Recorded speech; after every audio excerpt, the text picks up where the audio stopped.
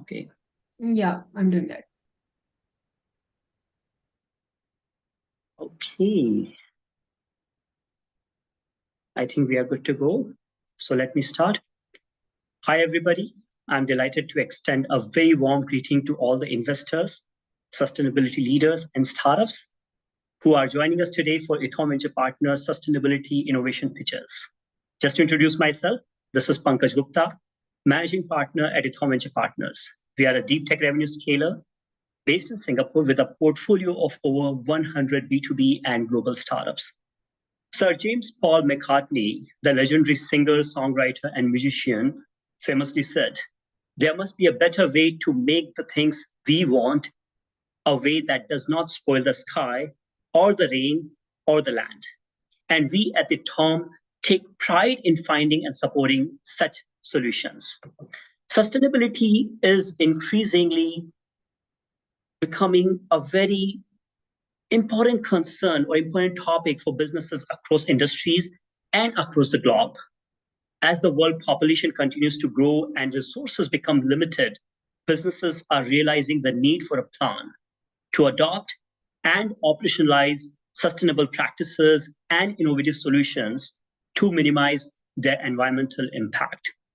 And that's the reason we at EthAum took responsibility to identify some really inspiring sustainability startups and showcase them to the sustainability leaders and investors.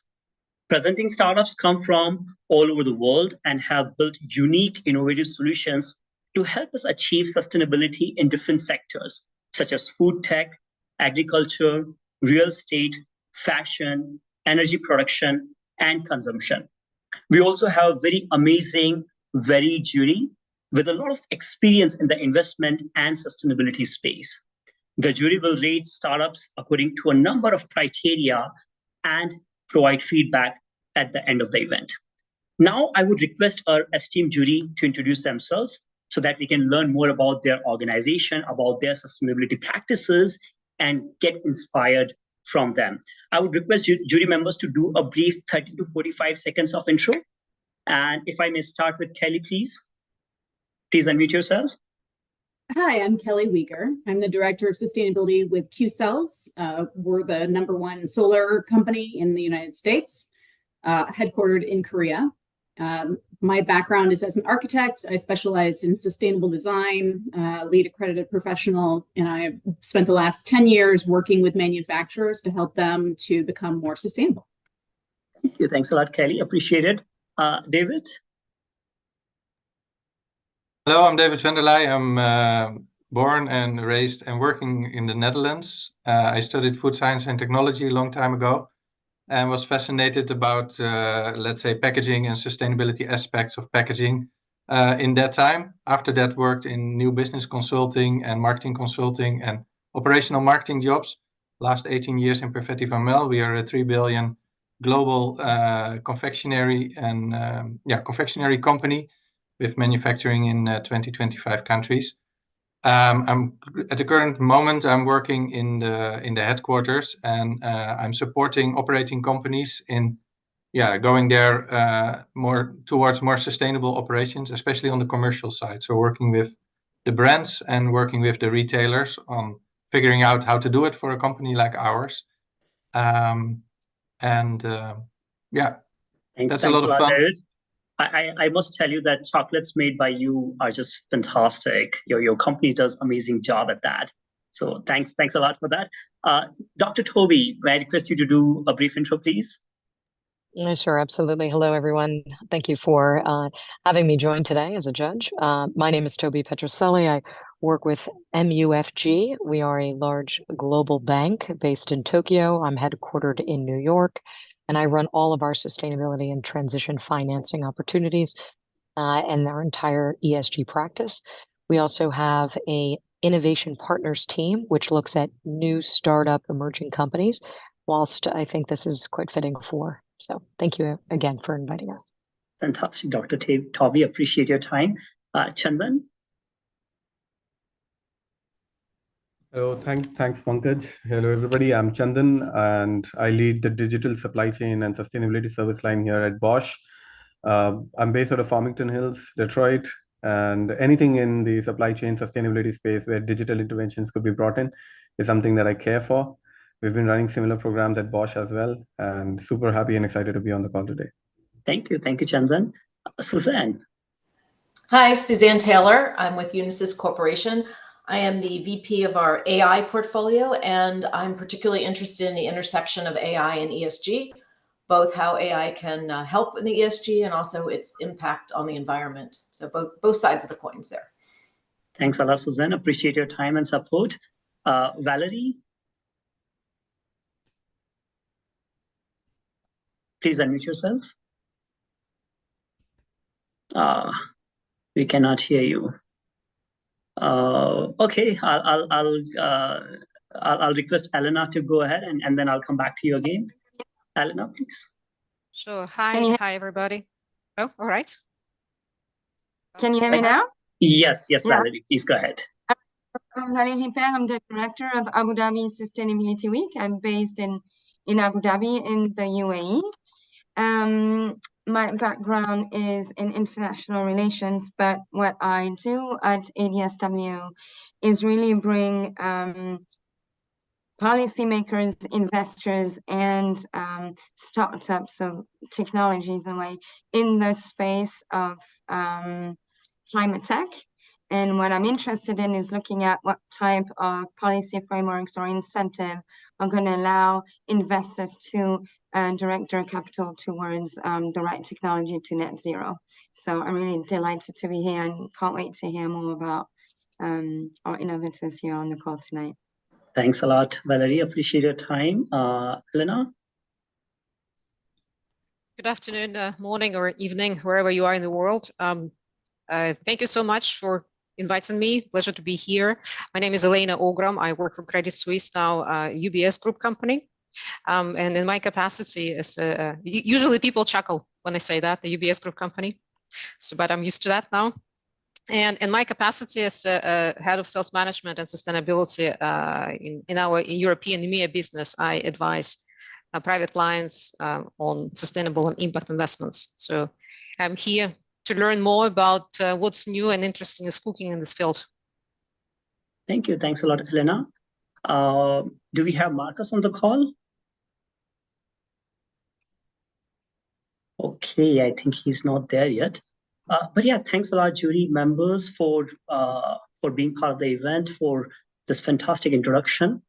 I'm sure you will have some really interesting questions for our startups. Jurors, please don't forget to score startups after their pitch. We will also seek your final take at the end of the pitches. Also, please use jury suffix with your name so that the audience can recognize, can identify you easily. Before diving into the pitches, I would request, share some housekeeping rules. Please keep yourself muted throughout the event. Unmute yourself when it is required. Please use the chat section for Q&A only. Don't spam it. If you are a service provider and love to talk about your services, then we will give you 10 minutes at the end of the event to promote yourself. Raise your hand using the emoji on Zoom if you want to ask questions. And now we will start with the first presentation, Elpida Research from Romania, which built a plant vaccine to reduce the requirement for pesticides by almost 90%. And here we go. Hi everyone. I am Dr. Santa, CEO of Elpida Research, and I will present our innovative Green Express vaccine solution. Imaging a world without diseases. This is our mission to provide treatments and prophylactic vaccines addressed to health, pharma, biotechnology and agri-food sector with great implication in environment, climate change, GHG emission and footprint. Current challenges in vaccination are hindering the progress of global health, including limited access to vaccines, distribution inefficiencies, low immunization, lack of vaccines, treatments for resistant agents to antibiotics, needs for high-performance equipment and personnel, with high cost. Elpida Green Express, we used 7-step in production, from isolation, fixation and inactivation of microorganisms, co-cultivation and bioreactor with 10 plant support, to stimulate innate immune system of plants and produce specific protein. Inhibit or kill microbiological agents tested. We used AI with QCR technology in order to match extracting protein from vaccine to internal protein parts of microbiological agents and create a database for different bacterial, virus or fungi agents. After the extracting protein from culture, we proceed to mixed with nano-compounds, final sterilized processing, packaging and store.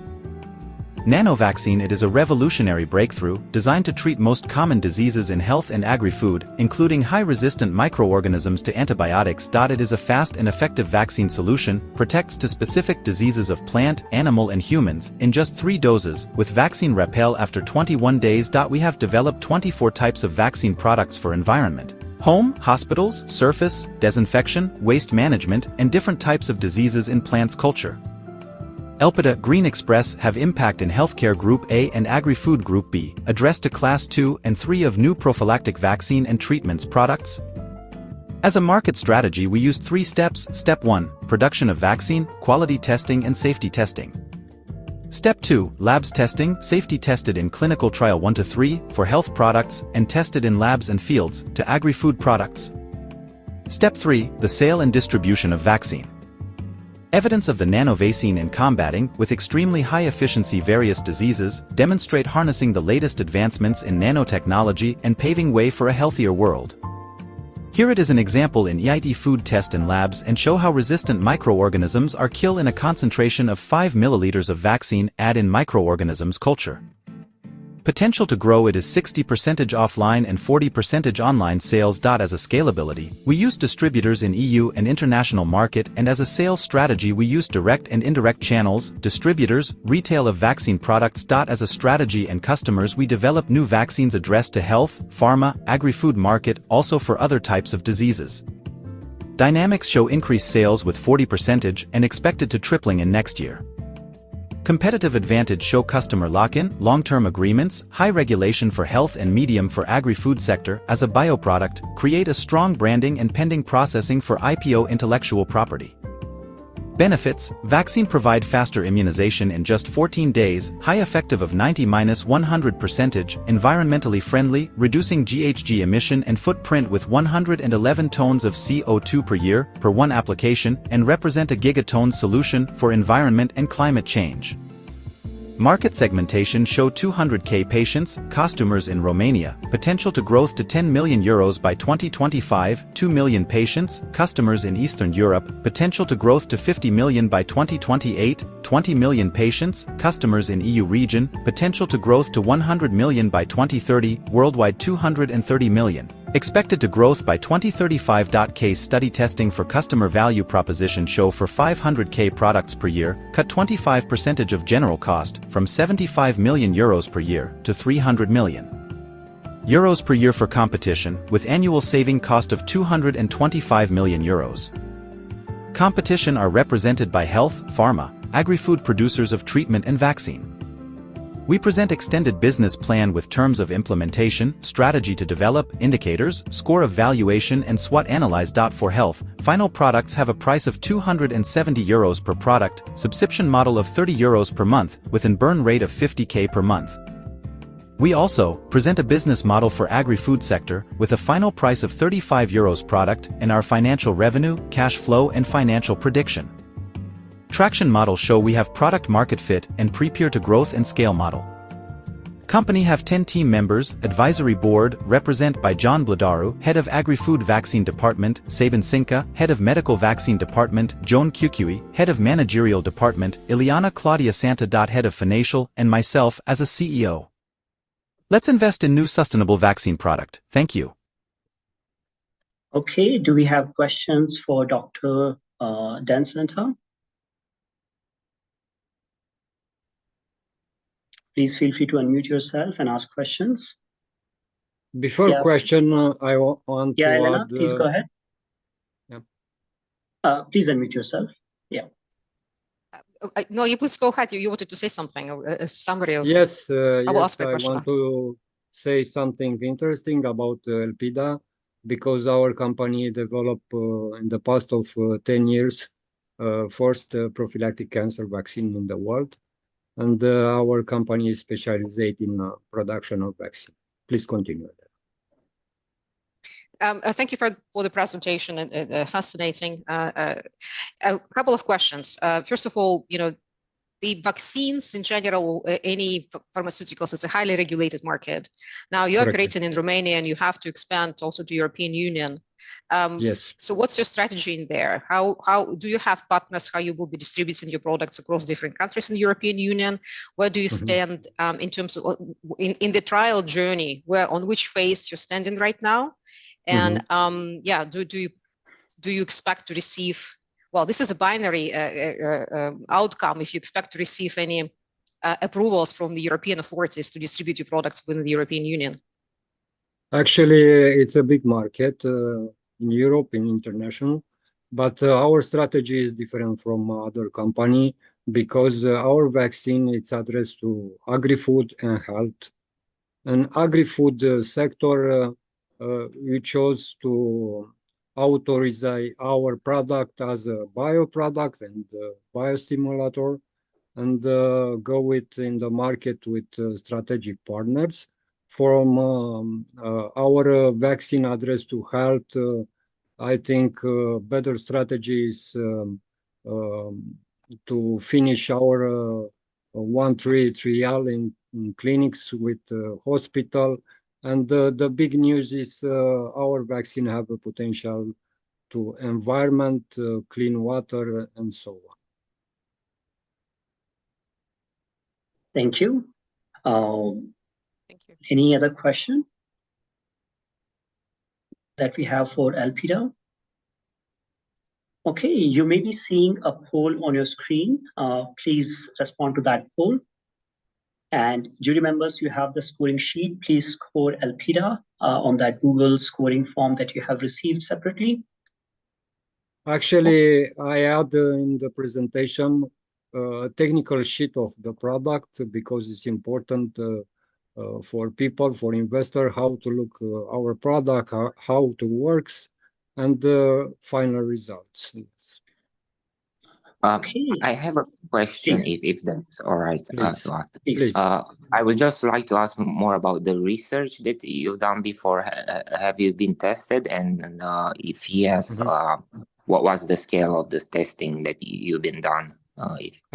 Actually, regulation in this area for agri-food, it's 3 years testing. I testing our product with National Institute of Food, and also our company is part from IIT Food Test Lab. Actually, it's very good results in testing in Poland and Hungary and Romania too. And for health, our company developed 1-3 clinical trials because have potential to produce specific protein for resistant microbiological agents in hospital, in clinics, and also in our home. Thank you. Let's move on to the next presentation, Reflaunt. And if you have more questions for Elpida, please use Zoom chat section. Next is Reflaunt from Singapore and Portugal. Stephanie and her team are bringing circularity to the fashion industry, and how? Hello, I'm Stephanie Crespin, and I'm the co-founder and CEO of Reflaunt. For decades, first and second hand have been operating completely separated from one another. Same customer shops an item from a brand and then resells that item through a complete different experience. And this has been driving major inefficiencies for both customers and for brands. But this time is over. Resale and retail are converging and are mutually reinforcing.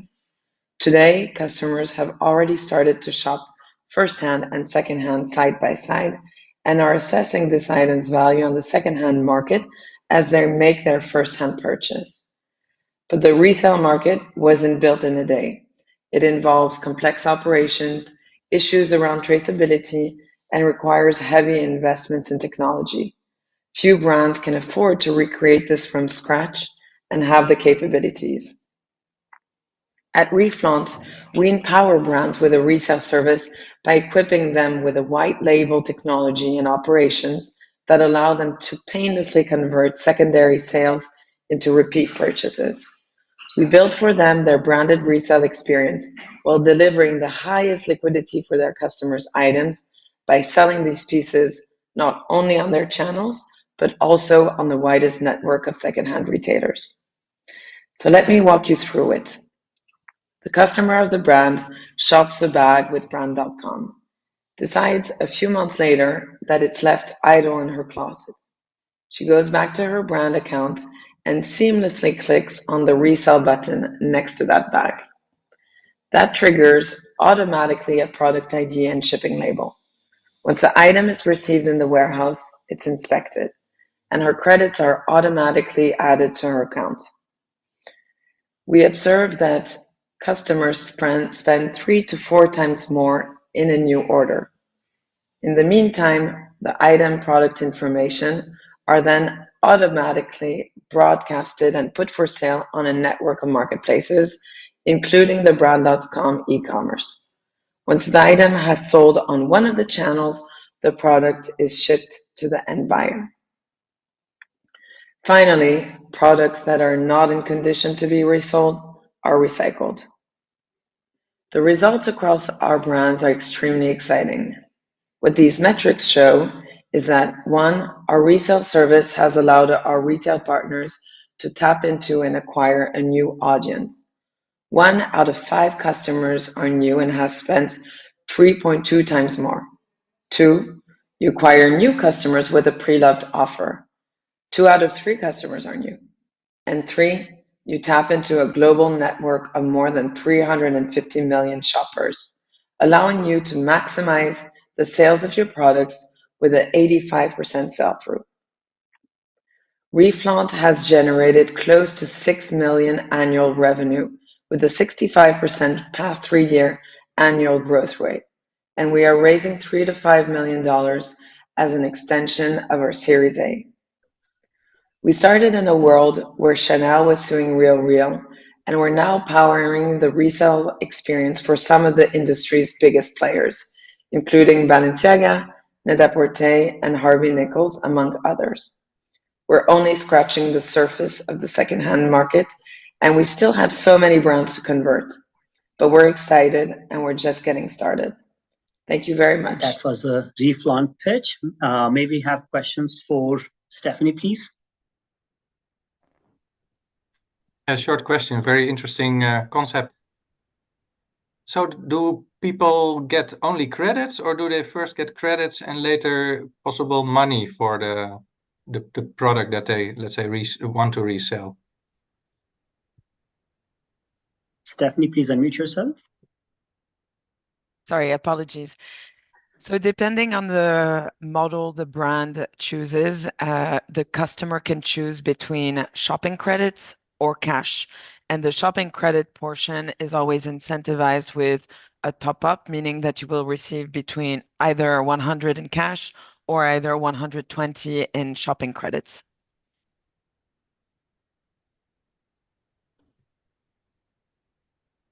Good, thank you. Chandan? Yeah, first of all, I think wonderful pitch, great product. Just had one quick question. One of the biggest challenges in the in this industry, especially in the fashion space, is around counterfeit products. Yeah. Somebody who is this to be a Balenciaga bag it's probably a counterfeit bag from a local market. How do you combat that problem? Yeah.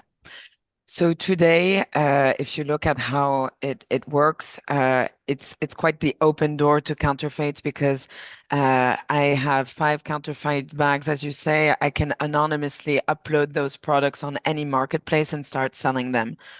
With our technology and our solution, you actually have to be a customer of the brand. And so the customer chooses to resell the product from the ecosystem of the brand where we have traceability back to the initial purchase. So we have that visibility and we know that you're actually a customer that have purchased these different items. So it limits the number of it limits the counterfeit. The second part of the answer is that all of the products are then sent to our warehouse or 3PL. So we have 5 hubs across the globe, and within those warehouses, we inspect, grade, check, authenticate the products for the brands. And then the third point to that answer is that today we're working with brands on the DPPs, so digital product passports, meaning that in a year, 2 years from now, all products will have digital IDs, so physical identifiers, from which the customer will be able to scan the product and from there have a product page with the resell button and be able to resell the product directly from there, linking it to a physical identifier. Thank you. Let's take the last question from Elena, and then we'll have to move on to the next presentation. Elena, please. Thank you. Well, first of all, it's a great idea. Circularity, all of us collectively, we need to do more on this. So kudos to you. Absolutely. 3 questions, if I may. The first one, what's your business model? So who are you charging? The brands, the customers, the resale platform? That's my first question. Second question, from my perspective, this place is already quite crowded. So we have Fashionafil, we have Rebelle, there are some eBay to begin with. So what's really your value add vis-a-vis all those other industry players? And the final question, I checked your website. So I saw there are only hubs or warehouses in the UK. Now you're saying that you have actually 5 warehouses globally. So how do you manage logistics and the whole carbon footprint associated with moving goods left and right? That's also quite a challenge for you, must be. So I'm curious to hear your thoughts. So first, I want to address your point on competition. I just want to make it clear that we are not a marketplace. So all the players that you have mentioned are retailers and marketplaces. We are actually a fashion tech enabler. So we sit between the brand and all those marketplaces. And that's the strength of all our solution. Nobody actually exists on the market like our solution because we integrate all those marketplaces. And when you resell through our service, we're not competing with the marketplace, we're leveraging them. So we're selling a single product on 30 different channels, including Fashionafil, eBay, Rebelle, Vestiaire, and so on. So we maximize sell-through and we maximize liquidity for all those products. That's the first point. The second point in regards to the operations, so we have 5 hubs, UK, Europe, Middle East, US, and Hong Kong, Singapore. And basically those hubs are one with operators like DHL. So we just announced our partnership with DHL, where it's their warehouses, their manpower. So we don't have that on our P&L, but we power them with technology and software. Sorry, and I see that we've switched to the next So company. I see there are more questions and comments in the chat section. So let's take those. Stephanie, we will have to move on to the next presentation now, which is Faraday from UK, bringing complete energy consumption and carbon emission analytics to the MNCs. And here we go. Perfect. Hi everyone, this is Shahin. I'm co-founder and CEO of Faraday. I'm glad to be here with you all. Faraday digitizes and supercharges the real-time decarbonization management for commercial real estate and industrial facilities. We focus on manufacturing mostly as they are the most carbon-intensive sectors. So there are mainly 2 big challenges in decarbonization that we target. The complexity of handling the fragmented and real-time data, collecting it, ingesting, acquiring it, and also verifying it. That is the first challenge. And the second one, to utilize that data in real time to go beyond static carbon accounting, to go for decarbonization intelligence. That is where we focus on. So with our Net Zero Intelligence platform, we provide analytics, reporting solutions, and AI solutions to consolidate enterprise carbon management, ESG analytics, and decarbonization management in one integrated platform. Here we help energy and sustainability managers, ESG managers, facilities managers to collect, analyze, and report energy and sustainability related data, waste, water, and other carbon data in one platform by providing that streamlined data collection and analytics service to provide a single global hub for the enterprise data for sustainability. We collect all carbon emissions and other related data, and at the end of the day, we simplify it, we speed up the reporting analytics operations and make it efficient to run decarbonization projects. This is in a nutshell our platform architecture. We start with collection, acquisition of different data sets from IoT devices, real-time data, meters, ERP system integrations, BMS, SCADA, or other supply chain system integrations. And we heavily utilize AI here in data ingestion, data quality check, and better emission factor matching. On top of that, we have different offerings like data profiling, hotspot detection, and we have solutions such as carbon management, ESG reporting, decarbonization management, and 24/7 electricity procurement analytics. And on top of that, we have an AI copilot, which I will mention in detail.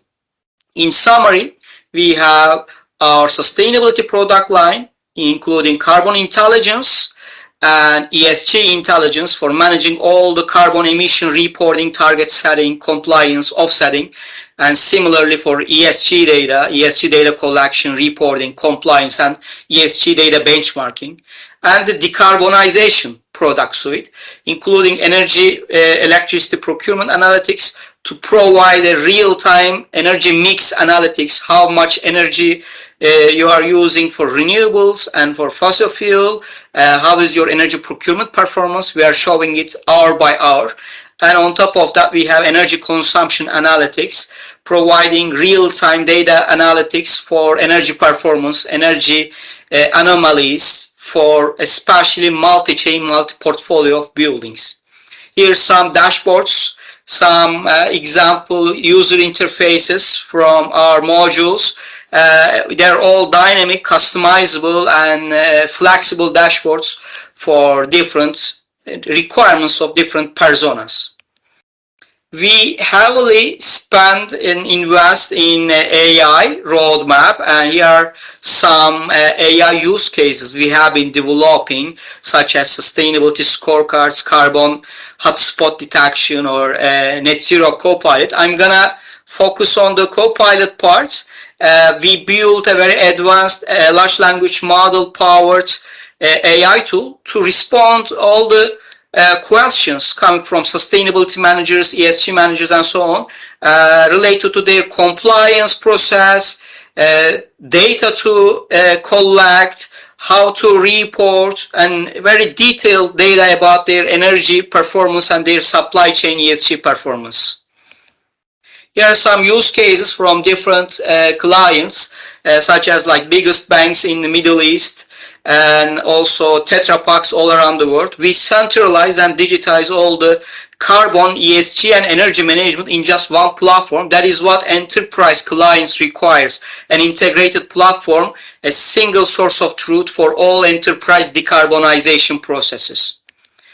We are right now in 42 countries. We have clients in different sectors. It's a cross-industrial solution. More than 120 enterprise clients we have been serving, like CBRE, Marks & Spencer, Vodafone, Shell, IKEA, Allianz, and so on. Like each client, we have customizable dashboards, reportings, different compliance schemas, and rule engines and AI modules to easily customize without any code implementation. They are all platform as a service approach. Yeah, that's in a nutshell, Faraday. Thanks a lot for listening to me. I would love to answer your questions. Fantastic. Do we have questions for Shaheen? And we can take only one question for Shaheen because the pitch was a bit longer. Chandan, please go ahead. Sure, thanks. Thank you, Shaheen. Definitely a solution that a lot of companies are looking at, but I think one of the biggest challenge in the industry is the availability of data itself. So while your system can allow to show that data on a dashboard, probably suggests the right set of investments that they should be making to improve their sustainability score. But how do you go about collecting this data? Do you also provide IoT solutions, or what are the other models through which you collect more data? Yeah, thanks, Chandan. We provide an end-to-end solution for data collection as well. If there are existing business systems or data sources, we tap into that. But if there is no system on place, we integrate all the IoT devices and meters, sensors with our system integrated partners. We have more than 20 active system integrated partners in the geographies we operate. They install, commission, on board all the IoT devices and activate the data collection. And we are in the software platform side, and we start analyzing all these data. So for the clients who doesn't have infrastructure, we also provide it, and we have some innovative leasing and other financial models to cover that initial infrastructure cost, because sometimes it can be a big friction for clients to invest. Thank you. Thank you, Chandan. And I can see a lot of love for Reflaunt for Stephanie. That's really nice to see. The next is ES Gentle from USA, which is bringing sustainability analytics and consciousness to the consumers. And again, please use Zoom chat section if you have more questions, comments, feedback for any of the startups that have presented so far. Here we go. Hello everyone, my name is Lana. I'm the CEO of ES Gentle. My name is Vadim. I'm CTO of ES Gentle. Sustainable food is often perceived as some exclusive and expensive shopping experience that is hard to find. But in reality, you can find sustainable brands and products in almost every store. You just don't know what they are. As a consumer, do you have time to research every single brand out there? I don't. But if I don't do it, does it mean I don't care? Of course not. So the problem ES Gentle is here to solve is the absence of sustainable shopping guidance in grocery. There is a huge market of sustainability conscious customers, but there are so many times we're not capturing them. And that results in 15% of unrealized gain per retail chain and 20 to 30% per producer. So how do we recapture them? We offer reporting software for producers and sell market insights to retailers. What does it really mean? One, we bring cost savings on compliance for producers. 2, we monetize sustainability data. And 3, we activate a high-value customer. Impact-wise, we're looking to decarbonize 1/3 of global emissions by creating a financial incentive for companies to compete for sustainability-conscious customers. Previously, if you have a business and you decarbonize it, great job, high five, but that's about it. With ES Gentle, we help you reach your end customer and capture additional revenue. The SEC is raising the compliance bar, so we see the trend of growing market of ESG tools, and today CPG accounts for about 25 billion.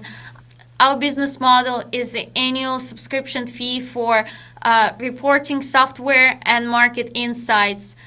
Our competitive advantage is that 1, we focused on the niche area, which is packaged grocery. 2, we don't only help with collecting data and reporting it, but also passing it directly to consumers in the form of EcoScore in their favorite marketplaces. And 3, the only provider that covers grocery works only with producers, while we work directly with stores, unifying customer experience both online and in person. Traction-wise, we got a paid pilot, received angel investment, completed an MVP, and we have an enterprise sale on the way. Personally, I have background in sales and product management and fintech, specifically working with the ESG data. This is our team, and now I would like to open up the floor for questions. Thank you. Let's see if there are questions for Lana. Please unmute yourself. Lana, I have a question for you, and thank you for the presentation. So when you do the ratings of those products and then you put information for customers, where do you get the data? Do you get the data only from the producers, or do you do some also independent research and you're trying to get the data from third parties? You know, how representative are your ratings? Yeah, absolutely. That's a great question. So first of all, we use a lot of public records like 10K filings and all of the impact reports. Plus, we do our own analysis. Oh, and I forgot to mention green certifications also provide a lot of attributes on where the company stands. Plus, we have a proprietary framework for analyzing all of the other available data. And if the company is willing to work with us, then we fill out the gaps that we have based on our research. Understood. Thank you. And very quickly, so you're operating in the US only right now. You're not operating in the European Union. No, our focus is the US market. It's just why I'm asking, just for future reference, if you decide to go into Europe, that all ESG rating agencies now will be regulated by ESMA, so it will be, quite a stringent market to operate in. Yeah, thank you for the note. This is something we've heard before, but so far, actually seeing a lot of news coming up in the UK for the need of the product like this, because the compliance is not on yet, and there is even if it is on, there is a lack of navigation in the consumer space. That's really the problem that we're solving. Okay, thank you, Lana. Is there any other question for Lana? And obviously you can see a poll on your screen. Please respond to that. You can use Zoom chat section again for asking questions, providing comments, feedback, insights. Okay, let's move on to the next presentation now, which is CloudWorks. CloudWorks from India has made the creation of enterprise metaverse and digital twin as easy as creating a PowerPoint presentation. And here we go. Hi, I'm Yuvraj, founder and CEO of CloudWorks. We created a no-code platform that lets you create 3D apps for enterprise metaverse, such as digital twins, allowing you to achieve business insights 10x faster and reduce your time to market by 80%. We call it CloudWorks Studio. Before I start the pitch, I'd like to talk about an inevitable growing force, digitization. Factories are going to look very different by the end of this decade. Every aspect of work that can take place digitally will become more immersive, allowing your workforce to gain real-time, real-world insights right from their desk as they manipulate and interact with 3D replicas of their factory called digital twins. This is not something that's far-fetched, it's already happening around us. Businesses are building amazing products to solve problems that they didn't even know existed until they saw it in 3D. But there's a big problem. Only 0.0007% of factories have implemented it, because 3D application development is hard. It requires experienced developers, costly game engine licenses, and months to convert your factory to 3D and make it actionable over an app, driving the cost of implementation to $1 million per factory. Thus, out of reach of 6.2 million factories who want to implement it but can't. This is not okay. Digital twins are amazing, and we want every factory to have this. The good news is that we're getting there faster than ever before. The advent of no-code and low-code frameworks is making it simpler by the day to create applications. IoT has been around for almost a decade and has been making our factories more connected. 3D scanning has evolved to an iPhone app, which can be used by anyone to get accurate 3D models. We just need a framework that combines elements of 3D and IoT in a no-code fashion so that anyone can create 3D apps even without knowing the technical complexities that go behind these solutions. This is where we step in. Our vision is to make digital twins and 3D simple and accessible through our no-code platform that makes the creation of 3D applications as easy as creating a PowerPoint slide. The first step is to connect your sensors, devices, data lakes, ERP systems, etc. Second, create the look and feel of an app by customizing and editing the web, mobile, and 3D models. Lastly, modify data parameters, link interactions, create simulations, and embed contextual 3D analytics on your app, and publish it in one click. Powered by a tech stack based on a granted US patent, our solution has already been deployed for homes, buildings, factories, ports, terminals, utility centers, and even cities, making them smarter and more efficient and allowing them to make more informed decisions more quickly. We make money in two stages. The first is a recurring revenue through the platform license based on the available plans from Viewer, Editor, Editor Plus, and Enterprise. The second is a one-time cost of creating the 3D sandbox, which is customized for every enterprise or use case. Our solution has been actively deployed in 3 locations by the Government of Spain, Trileco, and the Government of Finland for smart ports, Industry 4.0, and waste management twins, respectively. Our upcoming client pipeline comprises of organizations with annual revenue greater than $1 billion, with whom we've secured LOIs and long-term contracts to enable enterprise metaverse and digital twin solutions for multiple use cases, ranging from education, banking, ESG, brands, sales, and training. In the end, we have a platform that allows us to link any real-time or historical data to a 3D model. The global digital twin industry was valued at $6.5 billion in 2021. Given our assumption of an ACV of 50K per deployment, our SOM becomes $1 billion through an estimated number of 20,000 plus deployments over the next 3 to 5 years. The best part is that we don't have any direct competitors who are focusing on industrial and enterprise metaverse with a combination of no-code, IoT, and 3D. There are some of the solutions which come close to achieving what we are doing, and it's clearly evident that the flexibility and no-code capabilities that are offered with CloudWorks Studio are unmatched. Also, we're the only solution that allows you to take the code output. The team comprises of 18 developers, generalists, and artists who come from a gaming, VFX, and IoT background. I've been a thought leader in the field of IoT and 3D for quite a few years and was also featured in Forbes 30 Under 30 Asia in the 2016 edition. Our CTO and co-founder Kaushik comes from a startup background, having been the CTO of Primark. Our CBO is Mr. Dinesh Prasad, who was the head of Qualcomm India and South Asia for the past 2 decades. We're raising a seed round, which will largely be used in sales and customer acquisition, along with product development, during which we will be expanding to US, Middle East, ANZ, and ASEAN markets, and launching the asset marketplace and B2D version of the product by Q3. The enterprise metaverse is like a gold rush. The Metas are digging the gold, the NVIDIAs are selling the access. But we're the third type. The type that's making this gold rush accessible and reachable to those who don't even know how to hold an axe. Join us in the movement.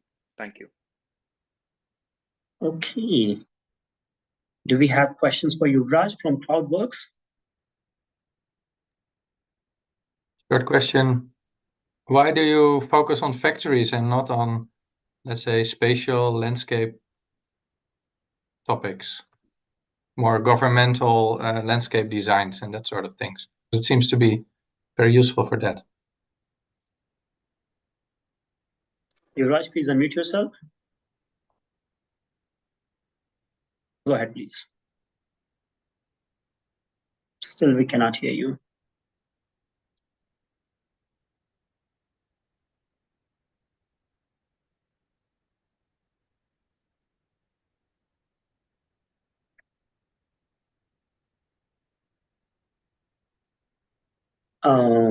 We cannot hear you, Yuvraj. Is it any better? Yeah, please go ahead now. Yeah. Yeah, sorry for the interruption. Yeah, so our domains are largely dependent on the strengths of our channel partners. So it's often the likes of SAP, Capgemini, or system integrators or digitization consultants who are our channel partners. And the initial use cases that we basically onboarded were to the strengths and the network that they originally had with their end clients. We are getting certain new projects on the lines of landscaping and certain government initiatives. On that note, on 9th March itself, we were actually announced to be a part of the Government of India initiative called Sangam Digital Twins, where we are one of the co-innovators along with the likes of Google, NVIDIA, and Microsoft also being a part of that. Thank you. Raj. Any other question for you, Raj? Okay, again, we have a Zoom chat section. Please use that. Next is QE Labs from Singapore, which offers an aerial solution for lifecycle management of PV assets, photovoltaic assets. And here we go. Good day, estimated investors. I'm Yan, CEO and co-founder of Quantify Energy Labs, QE Labs for short. Let me introduce you to our game-changing solution in the solar PV industry, the autonomous drone EL mapping. QE Labs was founded with the mission to ensure the sustainable growth of the solar industry. We offer digital solutions to navigate solar investment risks, increasing field inspection productivity through computer vision, autonomous UAVs, and provide AI-driven insights into PV system health. Solar energy is now leading the electrification revolution and will be continue growing to meet the energy demand in the AGI era. However, this comes with its own set of problems. One well-known problem is that system performance over degradation is a common issue. Recent studies by Enro shows that the median annual degradation rate is 0.75%, which is fine. But with over 60% of systems in USA experience over degradation. There are multiple reasons that cause such over degradation, such as dust accumulation or equipment failure. Another survey from CEA showing that alarming increase in PV module defects, as shown in the ER images here. It is important to identify and timely replace the defect modules to ensure optimal system performance. But the challenge is there is no good solution so far to extending standard testing from factory, which is EL testing, to the field. The current solution is either too slow or often inaccurate. We recognize the gap and aim to create an efficient and effective solution. To address this challenge, we developed the autonomous drone EL mapping solution. It's a blend of unique hardware, software automation, and AI-driven analytics together with a digital twins platform. With this solution, QE Labs is well accepted as PV industry's PV module specialist doctor.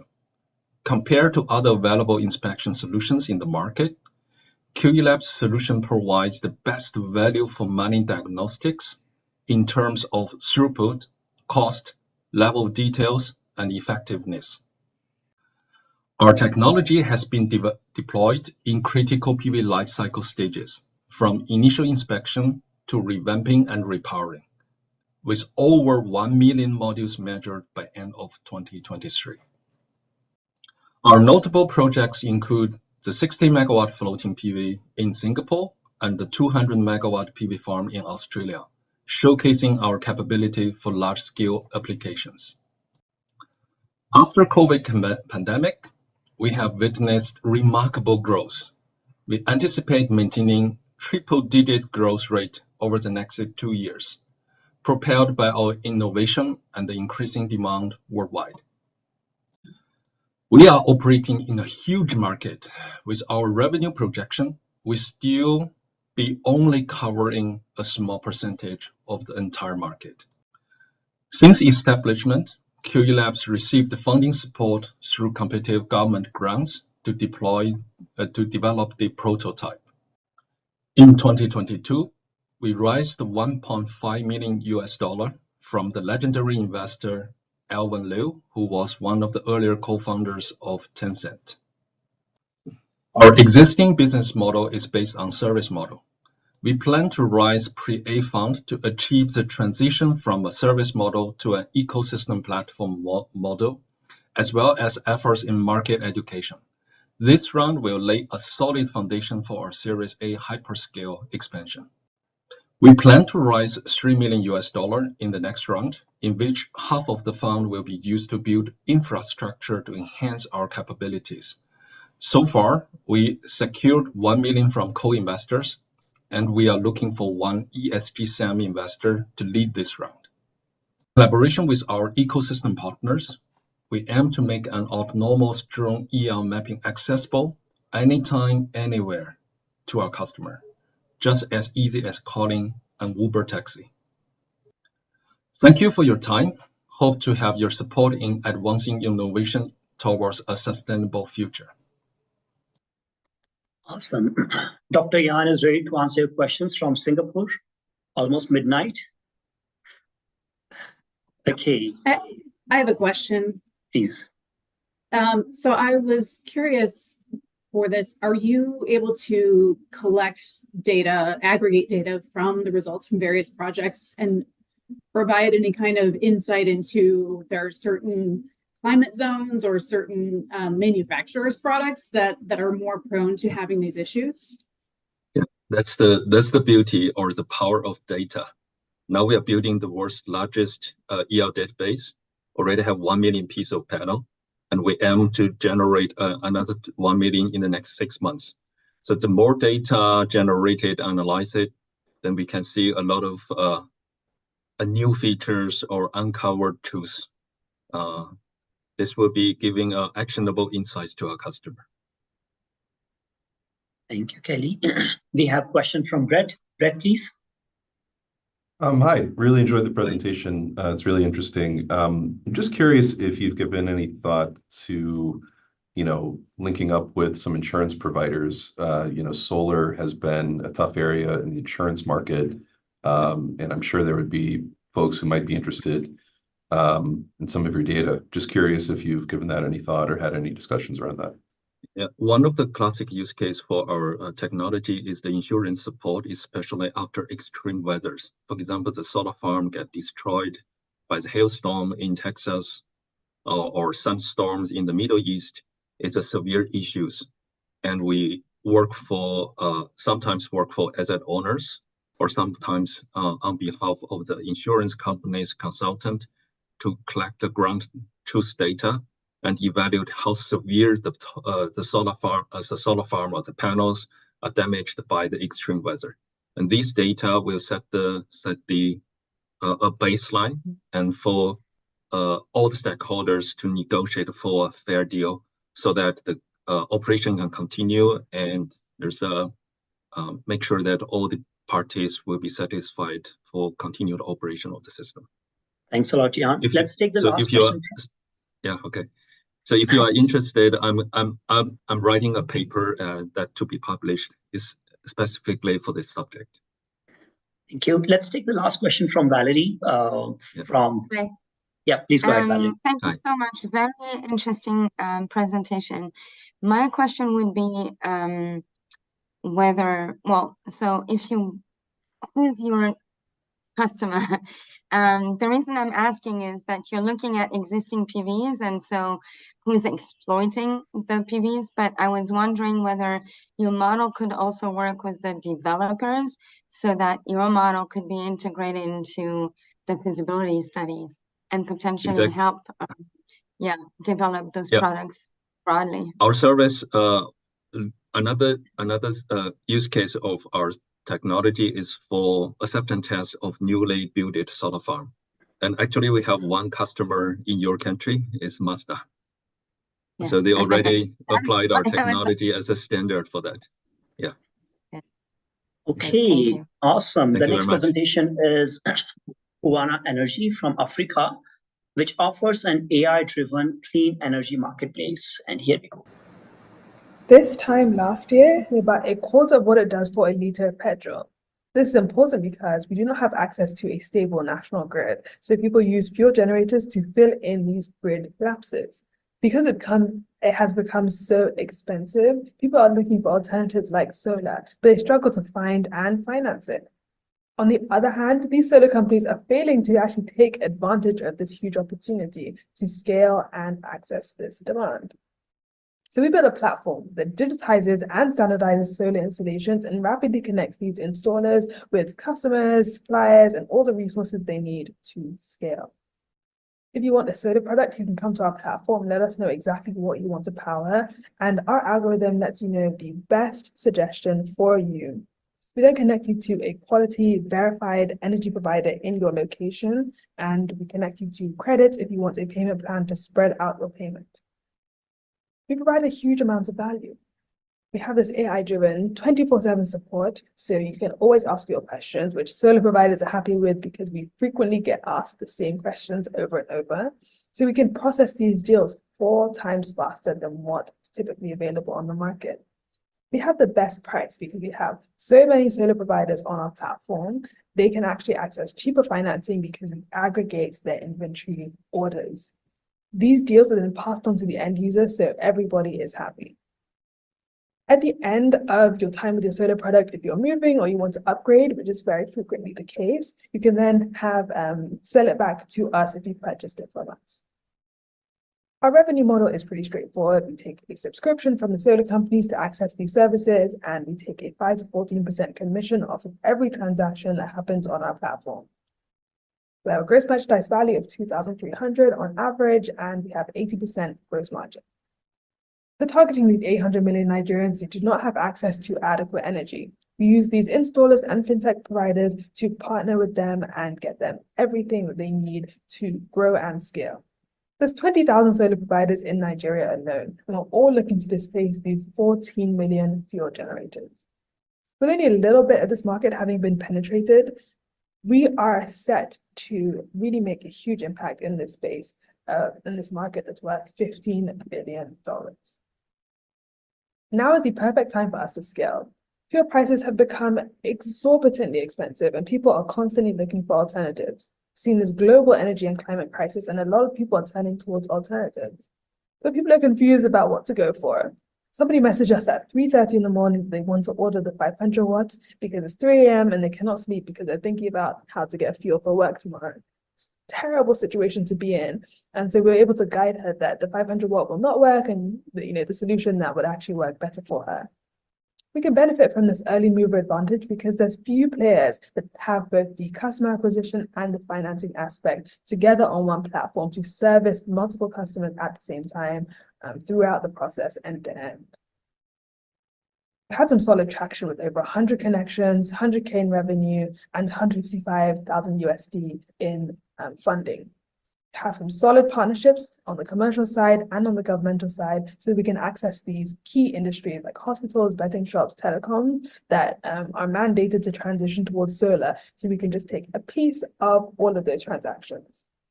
The accelerator programs that we've been part of really helped us to solidify our business model and gain access to the market. So today we're raising 500K USD for market acquisition. We want 11,000 people to be solar powered in the next year and 350 solar providers on our platform, making even more money than they would without us. We want to have these smart data integrations to make our platform as seamless and be a product-led go-to-market strategy. We need to increase our staff strength, even though we do have a brilliant team on the leadership. We have Tayo, my CEO, who has a background in oil and gas and law, worked in one of the first renewable energy desks, and Charles, who has a background building software as a service, B2B startups, and really passionate about the future of artificial intelligence. Today, we are looking to you to help Africans to reclaim their power. Thank you. Fantastic. Do we have questions for Anna? David, yeah, please go ahead. Yeah, I think it's beautiful. I think the potential of solar is in Africa for many reasons, right? So I think this is suitable for that. But I was wondering how in Nigeria, in the end, you have to balance the supply and the demand of energy, right? Otherwise, the light goes out. So that's a requirement for your business to grow further, right? How is that? Is that well organized enough in Nigeria so that you can flourish as a, let's say, energy marketplace? Or Natasha, please go ahead. Yes, thank you for the question. So most of the systems that we install are hybrid. So they charge with both National Grid and the sun. And so for the most part, we install batteries that can last you long enough overnight whilst there is no either from the grid or there's no sunlight. So batteries are included. Okay, you. Thank you. Any other question for Natasha? Okay, again, please use Zoom chat section to provide comments, ask more questions. And next is Zero Circle from USA, which offers a sustainability marketplace and assessment tool to enable sustainable financing. And here we go. Hi, my name is Iman Seri, and I'm the founder of Zero Circle. We are a sustainable finance marketplace to enable the green economy for the small and mid-sized businesses. Today, sustainability efforts for SMBs are significantly underfunded. Most Tier 1 banks have green loan programs to finance the $50 or $100 million energy transition initiatives, and there are various initiatives for micro businesses in developing nations. But net zero transformation is really held back in the mid-market.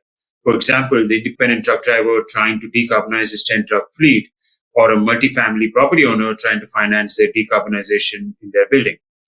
The process today is extremely complex, fairly expensive, and non-standard. This is where Zero Circle can help. Our innovative marketplace connects businesses and lenders to access and deploy green loans. We do this by focusing on three specific things. First, our AI-powered marketplace helps businesses qualify for green loans by creating a comprehensive lender-focused sustainability profile. Second, we align and connect businesses with the relevant lenders based on the lender's impact and sustainability criteria, effectively becoming the matchmaker. Then, once the loan has been issued, we partner with the business and monitor their ongoing sustainability-related milestones and covenants identified by the loan. Using the marketplace, we can unlock new deal flow for the banks, accelerate and simplify the underwriting time for green loans, and reduce costs for both lenders and businesses while meeting net zero or energy reduction objectives for all parties involved.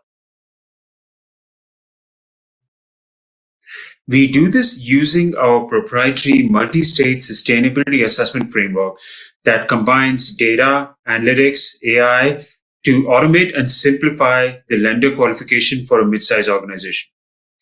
This will help these organizations very quickly create their lender-specific impact performance scorecard to qualify and identify financial institutions for green loans on the marketplace. The platform is live for SMBs to take them through the qualification process, and we plan to launch the marketplace in the next 90 days. Our company is unique in that we offer a tech-enabled platform that focuses on specific sustainability requirements for the various mid-market loan initiatives. While there are other organizations attempting to solve this problem, most of them are service-enabled rather than tech-enabled. Additionally, many of these organizations use standardized ratings which do not fully address the sustainability requirements of the green loans. The market opportunity for Zero Circle is significant and is growing rapidly given the increasing pressure on companies across the world to reduce their carbon footprint and become a more sustainable and energy efficient organization. As more organizations prioritize sustainability initiatives, platforms like Zero Circle will be required to help them transition to meet these objectives.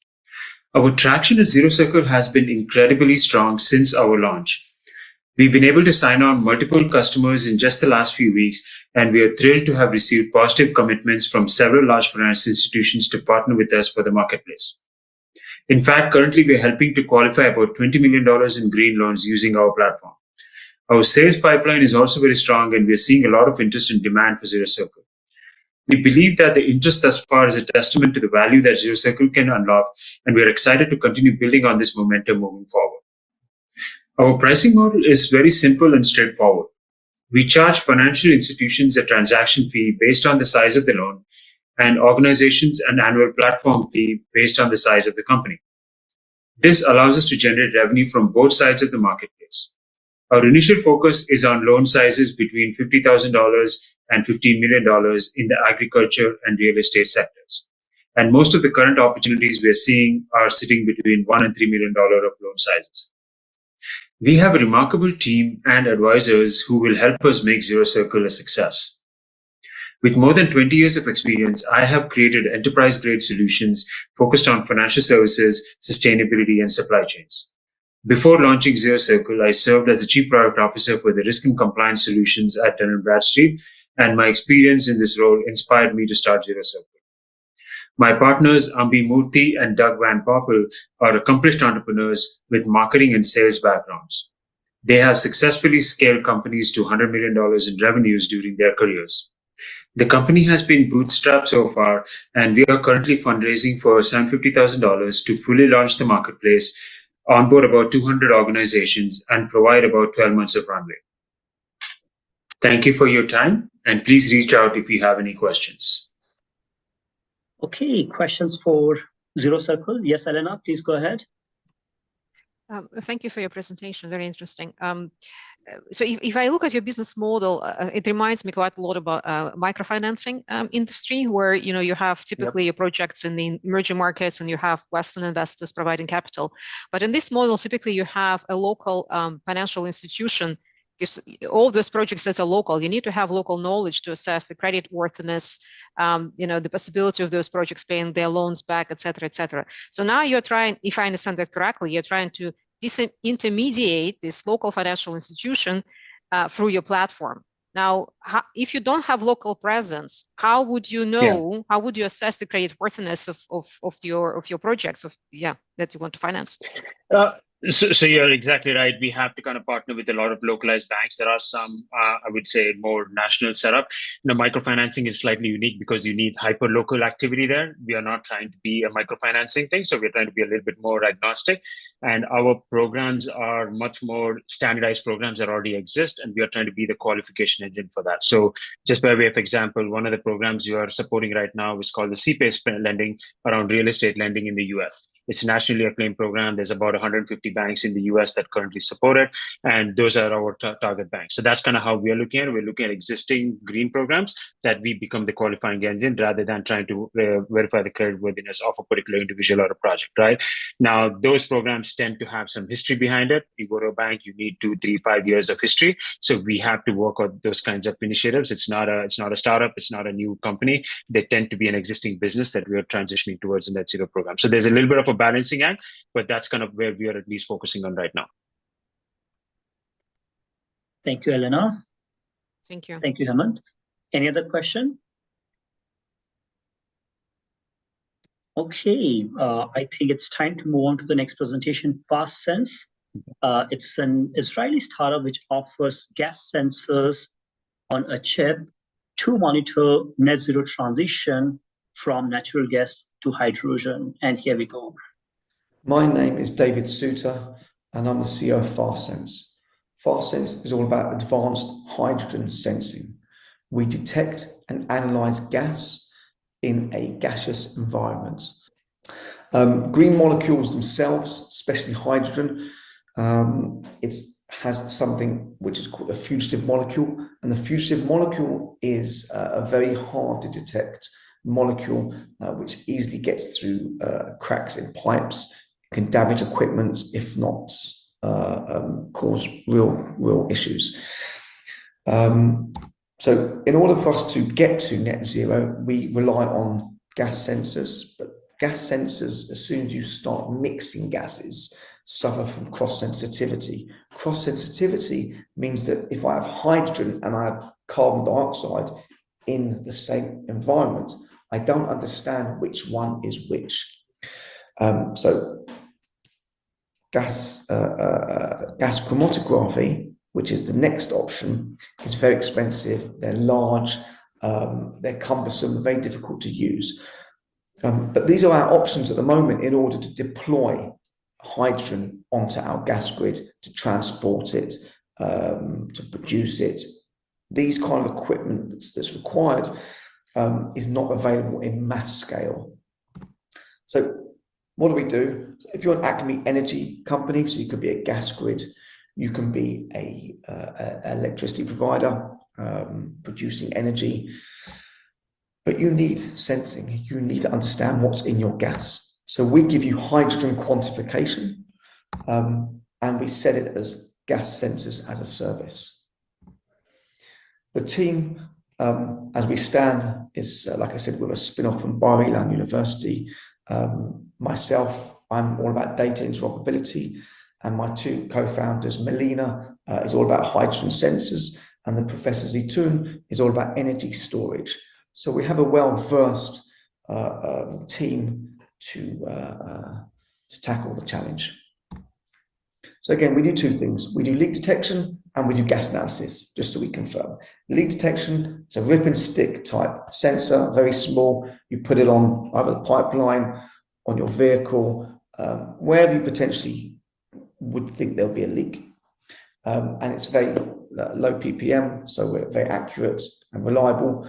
On the flip side is an actual instrument itself. So the instrument does gas analysis. This is more meat on the bone in terms of understanding what's in your gas within a pipeline environment. So we'd effectively put the equipment into your pipeline and understand what's happening in your stream. So in your gas stream itself, we want to know what the content is. And we can tell you the hydrogen content in other gaseous environments. Obviously, in today's day and age, you need to be IoT enabled. You need to be able to transfer data interoperably. And we're effectively doing that through our IoT, which act as nodes. So they're nodes on the grid. And those nodes on the grid have a central management cluster that sends data to the cloud. It can be other environments as well, like Modbus. If you're an industrial grid, or if you're a plant, you're going to use different types of communication portals. How do we do it? So we print sensors, okay? It sounds quite straightforward, but it's not.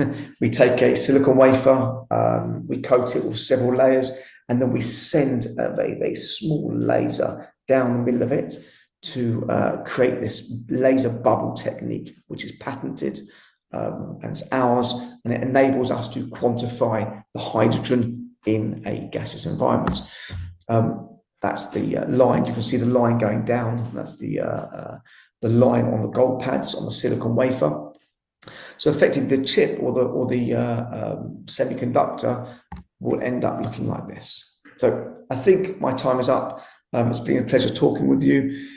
I look forward to hearing back your feedback. Fantastic. Do we have questions for David?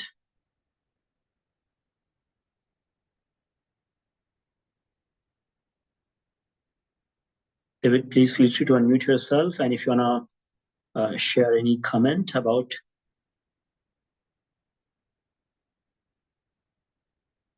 Elena, yeah, please go ahead. Thank you for your presentation. Quick question.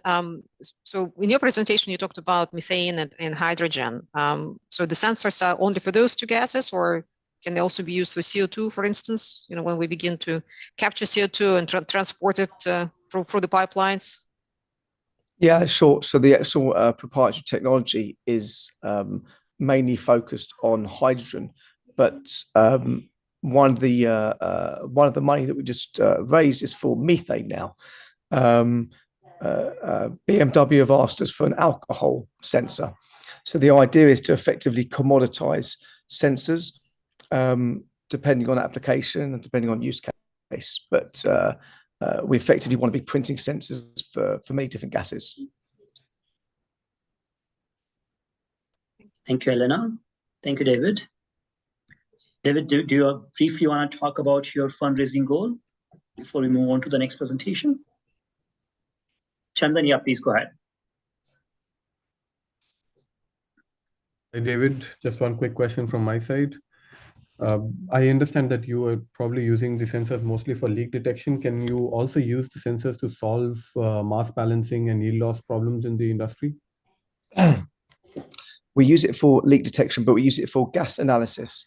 So we can tell what compounds are in a gaseous environment.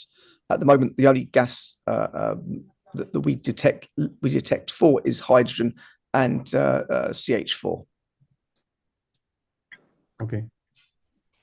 Thank you, Chandan. Thank you, David. And again, if you have more questions for David, please use Zoom chat section. Next is ERA-K from Ghana, which offers waste management and trading platform for a cleaner and circular economy. Here we go.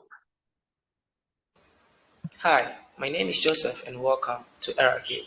We are a tech-sustainable, renewable energy company in Ghana with a mission to redefine waste as a resource. 97% of waste ends up in landfills. We are producing and selling more than 3 million plastic bottles every 60 seconds. We have low sustainability, continuous environmental damage, with up to 230 million metric tons of greenhouse gases being produced from plastics, accounting for 15% of methane emissions, with increased vehicle emissions adding to our sorrow. With that, we propose 100% recycling through our one-click order service, Ukos, which is an application that gives customers or users the opportunity to order waste management from the comfort of their home and to trade their waste. We call it the Uber and Amazon of waste. We have Carol, that is a project that employs the production of biofuels from plastics and then the capture of emissions directly from vehicles. Under our solutions, we have these services. We have Wesco, a mobile segregated waste pickup service. We have Ukos, the Uber and Amazon of waste. And then we have Carol, biofuel production, and then Vice, the vehicle emission extractor. Like infrastructure for Ukos, this is a bit of our UI for the application where customers can either request for pickup or can trade their waste, giving the power to the public to make money from their own waste, thereby defining it as a resource. This is our infrastructure for Carol. This is the machine we've designed for biofuel production, converting plastics to fuel. With our market, with a TAM of 160 million, 100 million, and 84 million respectively for our various products and services, we are targeting 10% of these total addressable markets. Our business model is such that with Wesco, we charge $10 on a monthly subscription with a $2 intermittent request fee. With Ukos, we trade a minimum of $1,200 per metric ton and then charge 10% commission on all independent waste trading. With Carol, biofuels, we are selling at $3.25 per gallon at a monthly capacity of 2,335 gallons at the end of each month. With our go-to-market, integrating segment into our analytics, we are able to narrow down on the specific customers that actually need our services, thereby cutting down on unnecessary logistics and procurement processes and advertisement costs, giving us the best way or the best go-to-market strategy to reach the best market that is right for our product and our services. With our market validation, we have Zoomland, the biggest waste management company here in Ghana, and OMB in Australia. And none of these markets are employing online services, unlike ours. With our competition, we are the only company providing both offline and online services. We are providing premium at the best affordable price that you can have. With our financials, this is our traction and projection, the traction for the last 3 years and the projections for this year and next year. We are seeking a $250,000 investment to reach 50,000 Wesco subscribers on our app and 15,000 offline customers. In total, we are seeking to reach 65,000 new customers and to launch our first prototype for the Vice device and then the first 1,000 pieces of the device for market. This is the team. Together we have a combined years of experience. We have a combined 25 plus years of experience in the circular economy and renewable energy industry. With our impact, with SDGs alone, we are fulfilling 41.18% of the SDG goals and then 100% of the ESG goals. This is our roadmap. This year we are cracking the shell. Next year we run off. In 2026 we are taking flight, and in 2027 we are exploding all over the world. Thank you. Thank you. So this is the presentation from Joseph Eraki. Any questions, feedback for Joseph?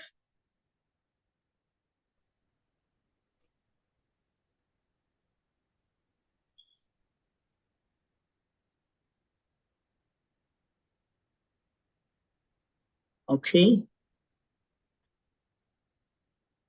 Joseph, if you wanna turn on your video and probably say hello to the audience, to the jury members. Can you hear me? Yes, please go ahead. Okay, so hi, my name is Joseph. There is a fascinating story behind EthAum. This is a company that has been started by young tertiary students. We had to start a company with a $2,000 grant, and then our tuition fee. We had to drop out of school for 2 years to be able to get the company off ground and then go back to school and then graduate. With just this small amount of money, we've been able to make so much impact. So just imagine how much impact we can make with your investment. Thank you.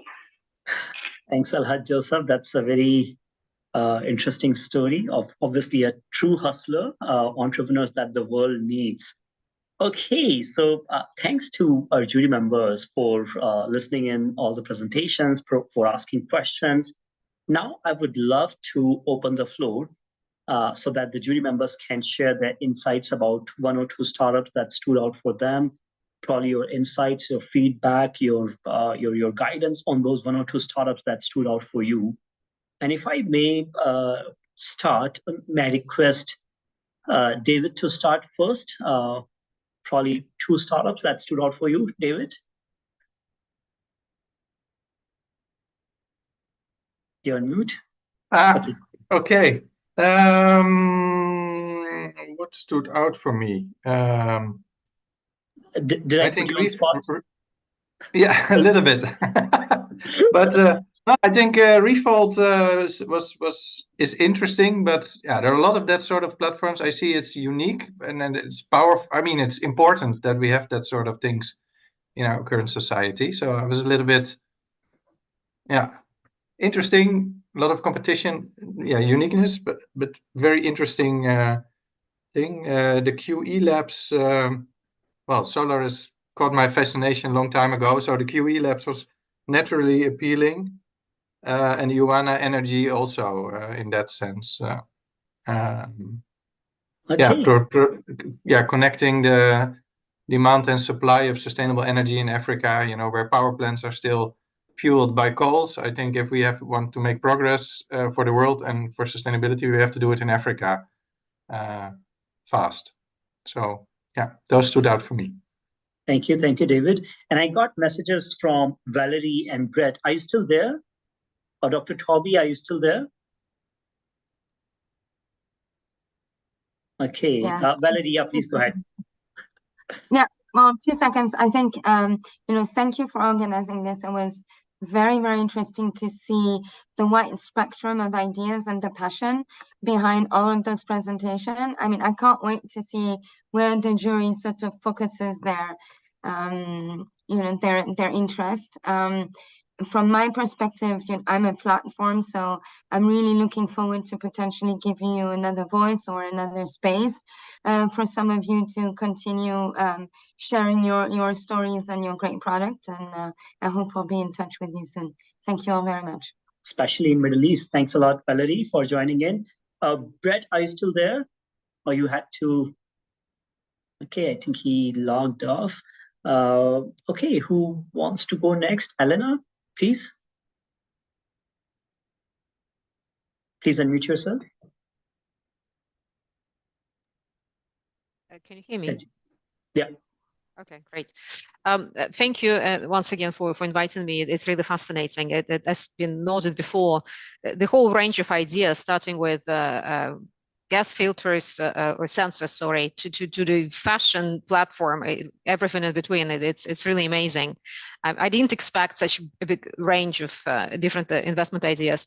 I think what stood out for me, and probably we're already having some consensus in here, I also would like to highlight Reflaunt.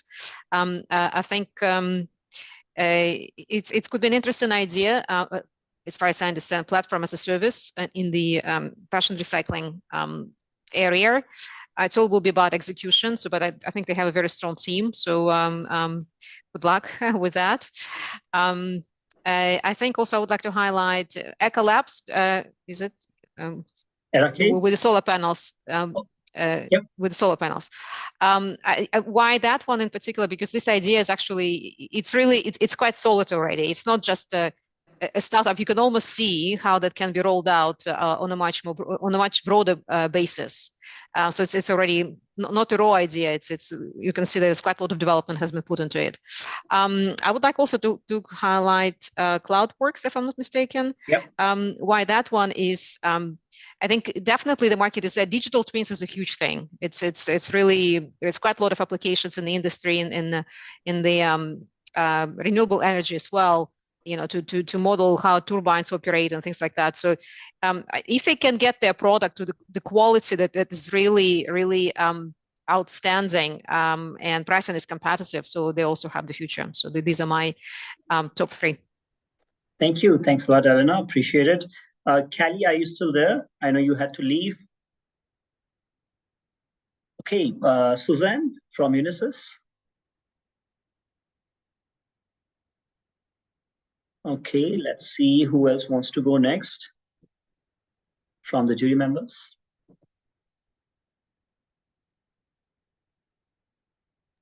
Maybe I could go Please next. go ahead. Yep. Yeah, for me, Faraday and One Energy definitely stood out the most. I think the potential for both are very big. I also loved CloudWorks. We are trying to do some of these things here at Bosch as well, and we know how difficult sometimes it can become to get a digital twin for a factory or even an assembly line for that matter to be laid out. So if there's an easier way of doing that, that's something that's going to be of interest for a lot of companies out there. So yes, these are the 3 that stood out for me. And once again, thank you so much for having me over. I, for one, learned a lot from all the startups that were pitching in today. Thank you. Thanks a lot, Chandran. And this is the beauty of these kind of sessions. We learn a lot from these crazy, passionate, and extremely intelligent founders. And I know it's very difficult to put in all the information in 4 to 5 minutes of pitch, but yeah, founders do a great job in summarizing what do they do best. Again, really appreciate everybody's time. If you want to share more about these startups, your feedback, your insights, please feel free to unmute yourself.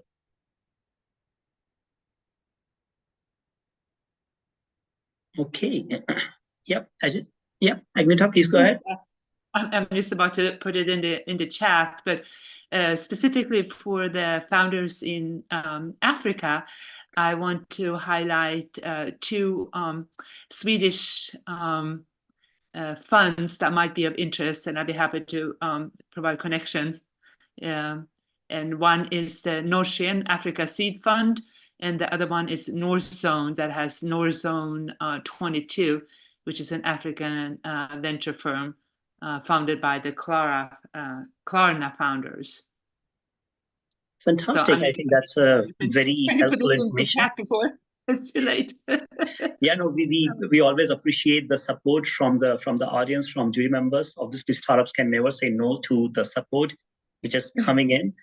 So really appreciate that. Again, thanks a lot to the startups for putting in so much information in 4 to 5 minutes of pitch. Again, it's extremely difficult job. Thanks a lot to our jury members for joining in, listening in, sharing feedback, your interest in the startups and connecting further. Again, I think this is not the end. This is just the beginning. We should reconnect and try to figure out how we can support each other. Probably our startups can support your organization's innovation challenges or objectives, and we can work together. So happy to support, happy to reconnect and take it from there. Thanks, everybody. Really appreciate it, and talk soon. Thank you. Thanks, Pankaj. Thank you. Thank you, everybody. Take care. Stay safe. Thank you, everyone. Thank you. Bye-bye. Bye-bye.